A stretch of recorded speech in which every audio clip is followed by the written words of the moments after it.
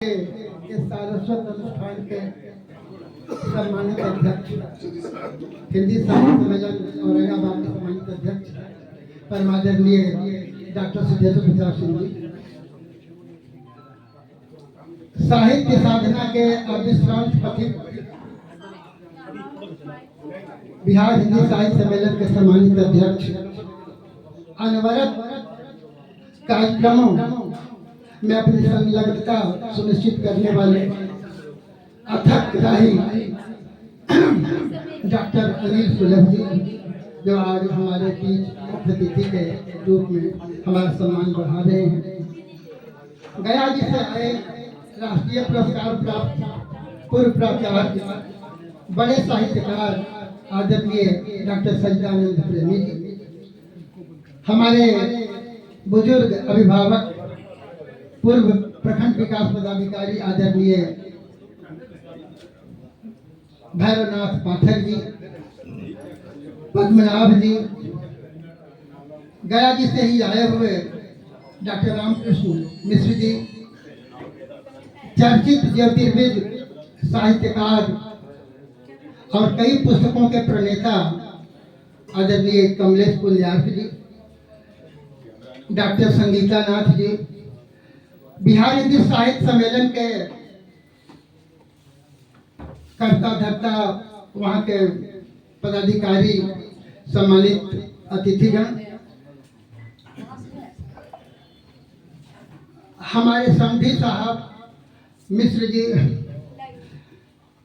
इस प्रसाद में उपस्थित सम्मानित सज्जनों, देवियों, और इस कार्यक्रम का बहुत खूबसूरती पूर्वक संचालन कर रहे कवि धनंजय जयपुरी जी, और इस कार्यक्रम को आयोजित करने में सूत्रधार की भूमिका का निर्वाह करने वाले, जिनके यहाँ हम आज उपस्थित हैं, आदरणीय शंभुनाथ पांडे जी, उपस्थित सज्जनों। सर्वप्रथम मैं आज इस पुस्तक लोकार्पण के अवसर पर आप तमाम आगत अतिथियों का, आप तमाम सुधी जनों का मैं स्वागत, अभिनंदन और वंदन करता हूँ। यह आज औरंगाबाद के लिए एक सुखद दिन की तरह आया है। आपको मालूम है कि आज जिस साहित्य के कुशल चितेरे की पुस्तक का लोकार्पण हो रहा है, उस लोकार्पण समारोह के हम साक्षी बन रहे हैं। वह एक बड़े कुंभकार की भूमिका में यहाँ रहा करते थे। सर, जैसे कुंभकार विभिन्न आकार में बर्तनों को गढ़ता है, औरंगाबाद के साहित्य प्रेमियों को उन्होंने गढ़ने का काम किया है एक सफल कुंभकार के रूप में। और आज उनकी कमी हमें खल रही है, लेकिन आदमी का नश्वर शरीर पंचभूत में मिल जाता है, लेकिन उसके कार्य, A man lives in his deeds and not in years. आदमी वर्षों में नहीं जीता, कर्मों में जीता है। उनके कर्मों को याद करके आज हम गौरवान्वित हो रहे हैं। देखिए, परिचय के क्रम में लोगों ने कहा कि औरंगाबाद के दिनकर, मैं थोड़ी सी असहमति व्यक्त करता हूँ। मैं एक लघु संशोधन आज सदन में पेश करना चाहता हूँ कि अगर मधुकर जी को दिनकर कहा जाएगा तो शायद उनके साथ नाइंसाफी होगी। वो औरंगाबाद के निराला हैं। जो उनका व्यक्तित्व था, जो उनका अनगढ़ व्यक्तित्व था, उनमें एक लीक से हट कर चलने की जो खासियत थी, अकेले हजारों के भीड़ में अकेले खड़ा होने का जो उन्हें मादा था, वह निराला के नजदीक उनको ठहराता है, न कि दिनकर के नजदीक। देखिए, ये नामवर सिंह मार्क्स के बारे में कहा था कि इनके 3 सिद्धांत हैं, ये थीसिस, एंटीथीसिस और सिंथेसिस। मधुकर जी में भी वही 3 गुण थे, प्रतिरोध, प्रतिवाद और प्रणय की साथी अभिव्यक्ति थी इनके साहित्य में। मैंने अपनी संस्तुति में इस बात की चर्चा भी की है। तो मधुकर जी निराला के करीब ठहरते हैं मैं औरंगाबाद के एक अभिनव निराला के रूप में पदस्थापित मधुकर जी को की स्मृतियों को सादर नमन करता हूँ, स्मरण करता हूँ।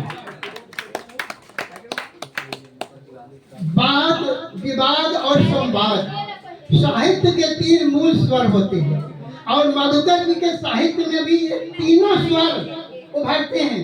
आप जब इनकी पुस्तक का अवलोकन करेंगे, कभी कभी जिसका लोकार्पण समारोह संपन्न होने जा रहा है, तो 3 स्वर इनमें भी हैं। वाद भी है, कुछ विवाद भी है। एक मैं बूढ़ा हूँ लिखा है उन्होंने, अगर उसको पढ़ा जाएगा तो उनके पारिवारिक जन ही कहेंगे कि बात हम लोगों ने बड़ी सेवा की है, आपने ऐसा लिख दिया। तो वाद भी है, विवाद भी है और संवाद भी है। तो तीनों मिलाकर के मधुकर जी एक पूर्ण व्यक्तित्व के स्वामी थे। आज उन्हीं की किताब का हम लोकार्पण के साक्षी बन रहे हैं। एक इन्होंने रचना अपने आज की विशेषता है कि लोग मूल्यांकन करते हैं तो दूसरों का मूल्यांकन करते हैं। मधुकर जी आत्मविश्लेषणवादी थे। आत्मविश्लेषण के माध्यम से उन्होंने अपनी की कमी को ज्यादा उभारा है। और सचमुच में जब व्यक्ति को अपनी बीमारी का पता चल जाता है, आदमी अपना रोग कबूल कर ले, तो वहीं से तंदुरुस्ती की शुरुआत हो जाती है। और मधुकर जी इसी पथ के राही थे। ये जो पुस्तक आज आप देखेंगे, कुछ कभी कभी स्वयं सतह जीवन दर्शन पर आधारित है। आप पढ़ेंगे तो आप निश्चित रूप से प्रभावित हुए बिना न रह सकेंगे। लेकिन कुछ कविताएं ऐसी हैं, लगता है कि जीवन के खालीपन से, अपने जीवन के खालीपन में ऊँघते हुए जब कोई रचना होती है, कुछ उसी तरह की कुछ कविताएं हैं। लेकिन तो पर भी अब मधुकर जी नहीं है हमारे बीच, उनकी स्मृतियां ही हैं। और उन्होंने जो दिया कृपा प्रसाद के रूप में यहाँ के साहित्यकार उसे शिरोधार्य कर रहे हैं। देखिए, मधुकर जी औरंगाबाद के लिए एक ऐसे द्वीप थे जहाँ पर साहित्य सर्जना के सर्जना के विहग उतर कर थोड़ी देर आराम कर सके, ऊर्जा ग्रहण कर फिर उड़ान भर सके। यहाँ के साहित्यकारों को उन्होंने एक द्वीप की तरह आश्रय स्थली का काम किया था, आराम स्थली का काम किया था।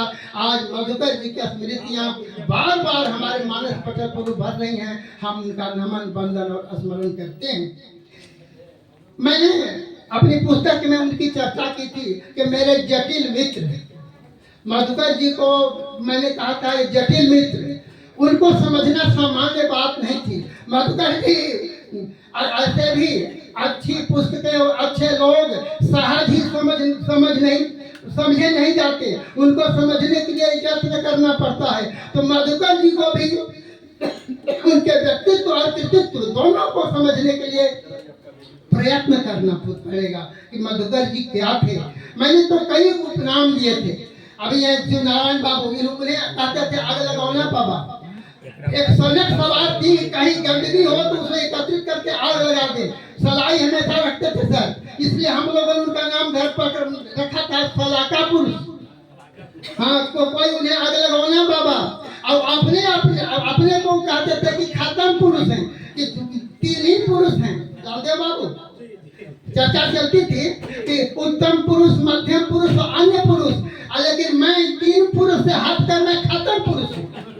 तो जो आत्मविश्लेषण के माध्यम से जो आदमी अपनी वस्तुस्थिति स्पष्ट करे समाज में, तो वह सामान्य व्यक्ति नहीं हो सकता, वह विशिष्ट व्यक्ति, सचमुच मधुकर व्यक्ति नहीं, वह व्यक्तित्व थे। आज उस व्यक्तित्व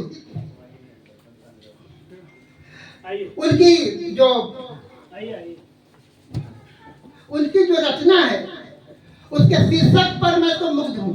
आप भी मुग्ध हुए भी न सकेंगे। यह हत्या की राजनीति है, यह राजनीति की हत्या है। हेड में या प्रारंभ का अंत है या अंत का प्रारंभ है, ऐसे ऐसे शीर्षक सामान्य आदमी नहीं दे सकता। मधुकर जी के बस की बात थी और मधुकर जी ने समाज को परोसा है। देखिए, पहले उन्होंने निराजना लिखी है। निराजना एक आरती है, वह उनके आस्तिक मन की पुकार थी कि क्या कुछ हमारे मन में है, हम सब कुछ भगवान को निवेदित करते हैं। ये शब्द ब्रह्म, शब्द तेरे पास है, गाली बनाया गीत तू, अक्षरों के मेल से दुश्मन बनाया मीत तू। तो यह मौलिक उद्भावना है और मौलिक उद्भावना कभी अनुकृत नहीं होती, मौलिकता उनमें झांकती है और मधुकर जी के कविता में मौलिकता झांकती है। भारत माता का गौरव गान अपना बिना पते की पाती मगही की रचना भी है। यशोधरा के विरह वर्णन पर शायद उन्होंने भाव ग्रहण किया होगा। सिद्ध है तु स्वामी गए यह गौरव की बात, पर चोरी चोरी गए यही बड़ा व्याघात सखी वे मुझसे कहकर जाते। मैं समझता हूँ कि वहीं से भाव ग्रहण करके, मैथिली शरण गुप्त से भाव ग्रहण करके उन्होंने बिना पते पाते की पाती लिखी है। देखिए, पुनः गीता, अब गीता गाने की सोचो, एक पाठ है, एक शिक्षक है इसमें।